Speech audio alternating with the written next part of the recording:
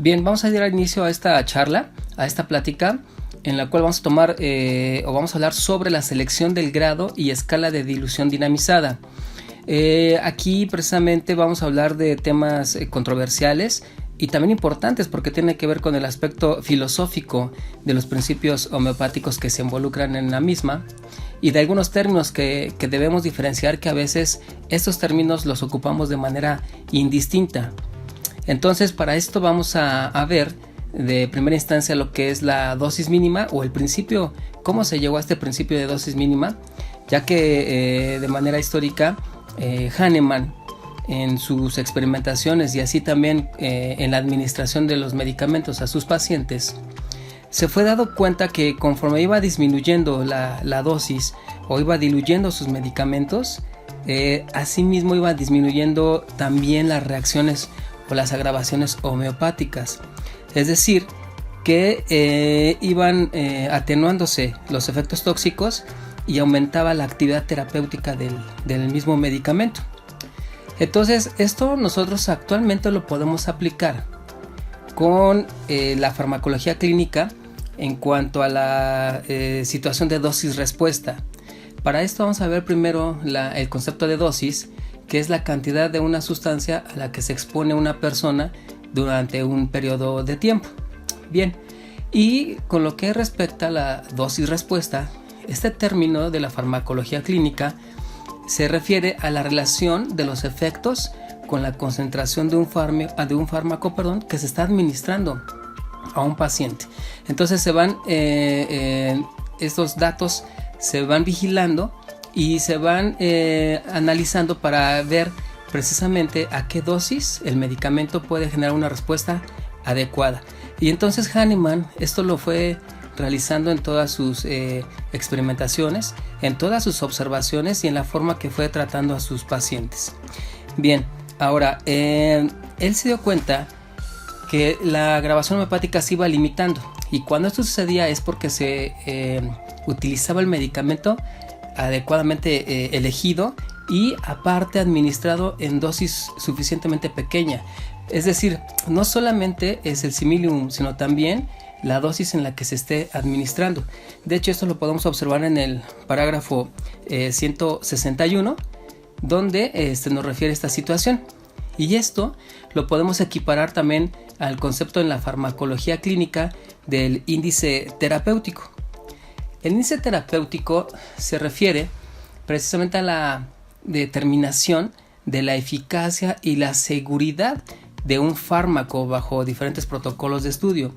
Entonces esto fue lo que estuvo trabajando Hahnemann mediante sus experimentaciones y también durante el trabajo que hacía con sus pacientes y sus observaciones. Él se dio cuenta que en un momento dado también las sustancias inertes que no tienen ningún efecto en su estado natural, algún efecto terapéutico o tóxico, cuando eran dinamizados, que es una forma de generar energía mediante un proceso mecánico que es la succión, generaba en ellos una fuerza terapéutica. Entonces despertaba, por decirlo así, una situación, una fuerza medicamentosa que tenía escondida. Entonces la dinamización se refiere a la fuerza o poder que se le imprime, en este caso a un medicamento, ¿sí? Viene del griego dinámicos, ¿de acuerdo? Y entonces mecánicamente se genera un choque de moléculas y esto es lo que caracteriza a un medicamento homeopático, ¿sí? La dilución más la dinamización son factores que no deben faltar. Si falta alguno, no estamos hablando de medicamento homeopático. Entonces un medicamento homeopático está caracterizado porque se diluye y aparte está dinamizado, se le genera una fuerza, un poder terapéutico. Se generaron términos. Uno de ellos, por ejemplo, es el término de potencia, que es la capacidad de producir un efecto determinado o un trabajo, ¿sí? La capacidad de que tiene alguna sustancia o en este caso el medicamento de producir un trabajo. Este trabajo será un efecto sobre un cuerpo u un organismo. Entonces, esta capacidad la tienen todas las dinamizaciones. Todas las diluciones la tienen impregnada o se desarrolla una vez que generamos la succión o la dinamización. Entonces, indistintamente del grado de dilución, todas tienen esta fuerza o este poder. Tenemos que Hering realizó una dilución parecida o basada en la de Hahnemann, pero de una manera alterna. Y entonces él generó las decimales, las escalas de dilución decimales. Y Hahnemann, pues sabemos que a él le debemos las centesimales, pero posteriormente se siguió desarrollando esta metodología y finalmente terminó realizando las milesimales o 50 milesimales, representadas por la letra LM, y en el caso de las centesimales por la C. También existen grados de dilución. Bajas, cuando hablamos de una tercera a una sexta decimal, o de una tercera o sexta centesimal. Las medias de 12 a 30 decimal, lo mismo para las centesimales de 12 a 30. Y ya las diluciones altas se refieren solamente a las escalas centesimales de 200 hasta 1000, y las muy altas de las 50 milesimales.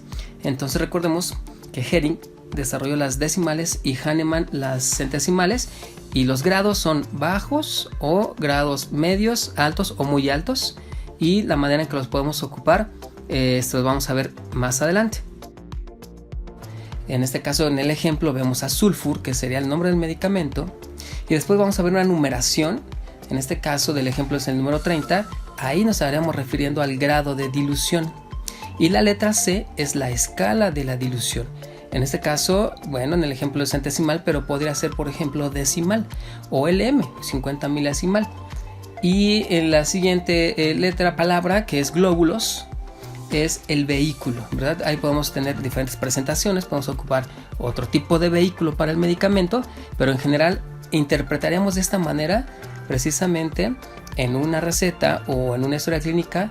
Cuando veamos anotado así de esta manera el tratamiento, pues el nombre del medicamento, el grado de dilución, la escala de dilución y la forma que se está administrando o que se prescribe, que sería el vehículo. Bien, vamos a entrar a otro tema, que ahora son los criterios de selección, que también es muy teórico. Precisamente son de experiencias clínicas, no hay investigaciones o no hay en un momento dado acuerdos de escuelas o consejos que nos puedan dar una guía, así que vamos a hablar de nuestros grandes maestros que nos dejaron este conocimiento y lo seguimos ocupando. Y en este caso hablaremos de Vanier, quien nos comenta o nos dio esta observación o estas observaciones, que los trastornos lesionales, el grado de dilución que se ocupa es un grado de dilución bajo o baja. Para los trastornos funcionales, un grado de dilución medio, y para los trastornos psíquicos, un grado de dilución alto o muy alto en algunas ocasiones. En el caso de Hahnemann, como hemos platicado, él siempre nos ha hablado en sus escritos de utilizar el medicamento similar o el similmo, el más parecido, solo uno, y el grado de dilución siempre nos menciona que es alto o un grado de dilución alta, y vamos a estarlo administrando o recomendando de acuerdo a la dosis respuesta que estemos observando. Es decir, esto nos obliga de alguna manera a estar al pendiente de la evolución de nuestros pacientes, así que debemos estar en contacto con ellos para poder hacer los cambios pertinentes. Nos permite esto hablar de la posología, que es una rama de la farmacología, y esta ciencia o esta rama de la ciencia se caracteriza por determinar la dosis y el intervalo de tiempo para administrar un medicamento. O sea, ya está aquí combinando tanto la cantidad como el tiempo en que se administra una sustancia. Y esto Hahnemann lo estuvo haciendo, o nos lo deja ver en sus escritos, por ejemplo en el parágrafo 246, donde nos dice que la experiencia enseñará lo más conveniente en cuanto a intervalos para la repetición, a fin de que la curación se efectúe de una manera más rápida o pronta. Y bueno, esto nos da un contexto que, de manera general, en las enfermedades agudas, toda mejoría notable excluye durante el tiempo que dure la repetición de cualquier medicamento o dosis. Es decir, debemos dejar que la primera administración de la primera dosis haga su efecto, y cuando termine ese efecto, que nosotros la identifiquemos, podemos entonces administrar otra más o una siguiente. Ese es en el caso de enfermedades agudas. En el caso de enfermedades crónicas, la observación que nos hace es que en una sola dosis convenientemente elegida genera una mejoría lenta y progresiva en un plazo largo. Sí hay cambios. La observación que nos hace es que es lenta y progresiva, pero después desarrolla una metodología que es muy práctica y que para él es muy conveniente porque se acelera este proceso. Y entonces nos dice que si se administra en alta potencia, disuelto en agua, es lo que él agregó, y dosis apropiada, se reducirá el periodo a la mitad del tiempo que se espera. Y entonces a esto le llamamos o se conoce como método Plus. El método Plus consiste en agregar un glóbulo, ¿sí?, del medicamento que hayamos elegido y de la potencia, como les comentaba, que esos términos se utilizan de manera indistinta. Potencia podría ser equiparable a la escala que estamos ocupando. Entonces se agrega un glóbulo más alcohol, un poco de alcohol nos dice, y 8 cucharadas de agua en un vaso. Se agita, se dinamiza y entonces se administra. Se puede administrar una o más cucharadas de acuerdo al padecimiento que nosotros vayamos considerando cómo administrar esta cantidad de cucharadas. Y de esta manera el medicamento puede darse ahora diariamente o por meses si fuera necesario, ya que él se da cuenta que de esta manera las reacciones que presentan los medicamentos con respecto a la agravación homeopática disminuyen y la forma en que responden los pacientes es mejor. Aumenta el poder de curación que tienen nuestros medicamentos. Esas son las observaciones que él nos está haciendo. Y bueno, el tiempo de repetición se ajusta de acuerdo al curso de la enfermedad. Nuevamente, eso es el concepto de dosis-respuesta. Debemos estar al pendiente de nuestros pacientes para poder hacer los ajustes necesarios. Entonces, él nos comenta que mediante este método o de esta manera, las enfermedades agudas, en este proceso se puede administrar el medicamento cada 2 o cada 6 horas, en ese intervalo de 2 a 6 horas. En las enfermedades crónicas de 24 a 48 horas y se puede prolongar por meses estar dando el tratamiento. Y en casos urgentes se puede ocupar cada hora o incluso menos, de acuerdo a la necesidad y la evolución que estemos observando en nuestros pacientes o en el paciente. Si llega a presentarse una agravación homeopática por el exceso del medicamento, entonces lo que debemos hacer es espaciar la dosis o en ocasiones se tendría que suspender ya la dosificación o la administración del medicamento con la finalidad de saber si se requiere dar más dosis o ya no, de acuerdo precisamente a la evolución de nuestro paciente. Si él ya ha llegado a la curación o si ya no es necesario dar más medicamento o más dosis, así lo tendremos que dejar. ¿Cuáles son las vías de administración que podemos precisamente administrar nosotros a los pacientes? Pues son la más común, en el momento dado, es la vía oral. Pero también existe la vía sublingual, ¿sí? Recordemos que ahí tenemos venas sublinguales donde la absorción de los medicamentos es rápida y pronta, va a la circulación venosa muy rápido. La otra es el olfato, ¿sí? A través del sentido del olfato podemos dar a oler el medicamento cuando lo tenemos en solución a los pacientes y puede hacer efecto a los pacientes que son muy sensibles y que son en este caso aptos de acuerdo a la característica del paciente que nosotros notemos, y también es una manera de administración del medicamento. La otra es la vía cutánea, ¿sí? A través de pomadas o ungüentos, pero siempre y cuando sea el mismo medicamento, nos dice Hahnemann, que estemos administrando por la vía oral. Pero también existe la vía materno-fetal, es decir, durante el embarazo se puede dar tratamiento y esto beneficiaría al producto, no solamente a la mamá, también al producto. Y la otra es la leche materna. Al darle el medicamento o el tratamiento a la madre, pasaría el medicamento homeopático teóricamente a través de la leche, a través del seno materno, a través de este tipo de alimentación, y beneficiaremos al producto o al bebé en este caso. Bien, vamos a hablar o hacer una interpretación, en este caso del parágrafo número 3, donde nos dice Hahnemann que el médico debe percibir con claridad lo que hay que curar. Para eso el médico debe tener conocimiento precisamente del paciente, ¿sí? De la toma del caso, de la historia clínica, de su individualidad. Pero también debe conocer la enfermedad, ¿sí? El progreso de la enfermedad, su historia natural y aún más el medicamento. Entonces, esto en conjunto nos daría la capacidad de llegar a un tratamiento adecuado. Si esto lo aplicamos en una consulta de primera vez, pues será nuestra primera prescripción para este paciente.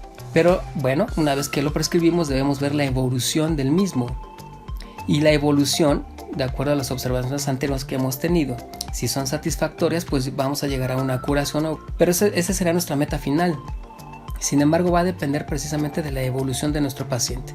Y esto podría generar que tuviéramos una segunda prescripción de acuerdo a la nueva toma del caso o de acuerdo a la nueva toma de la nota de evolución, precisamente del estado clínico en que se encuentra nuestro paciente en ese momento, y podemos hacer una segunda prescripción o más si son necesarias. De tal manera que cada vez que tengamos a nuestro paciente para checar su evolución, tendremos que poner en práctica precisamente el conocimiento de la enfermedad, del medicamento y del paciente, para que podamos llegar en un momento dado así a la meta final, que es la curación. También es responsabilidad de nosotros detectar los obstáculos para el restablecimiento de la salud.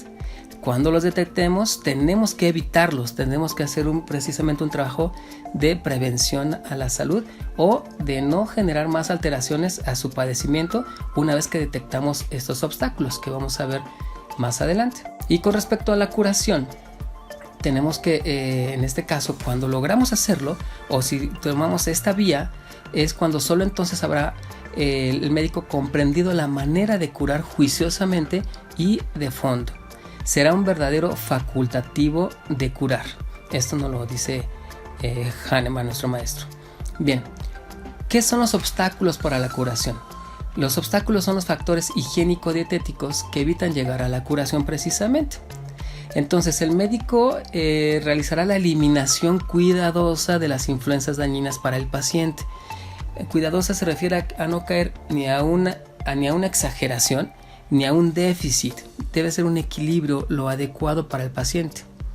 Y al mismo tiempo es un conservador de la salud, sabiendo apartar estas situaciones de las personas sanas. Estaremos haciendo un proceso de medicina preventiva. Bien. Ahora, con respecto a la manera o la forma o diferentes corrientes que se tiene para la administración de los medicamentos y de la posología, existen diferentes corrientes. Una de ellas, o la más clásica o la que apoya a todo el proceso homeopático que nos ha enseñado Hahnemann, es el unicismo, que es la prescripción de un solo medicamento, ¿de acuerdo? Es el simillimum, el más similar. Existe el complejismo, que es una prescripción de 2 o más medicamentos, pero están mezclados en un solo frasco y se administran al paciente. Y el pluralismo, que es la prescripción de 2 o más medicamentos, pero utilizando solo uno a la vez, ¿sí? Y incluso aquí se dice que respetando su originalidad en cuanto a la presentación farmacéutica, es decir, no se mezclan, están en su propio frasco, pero se puede estar alternando. Y les recomiendo que ustedes profundicen, por favor, leyendo la bibliografía recomendada y podamos ampliar este tema. Esto sería todo de mi parte. Si existe alguna duda o alguna observación, por favor háganmelo saber y les deseo que estén bien. Seguiremos en contacto. Saludos.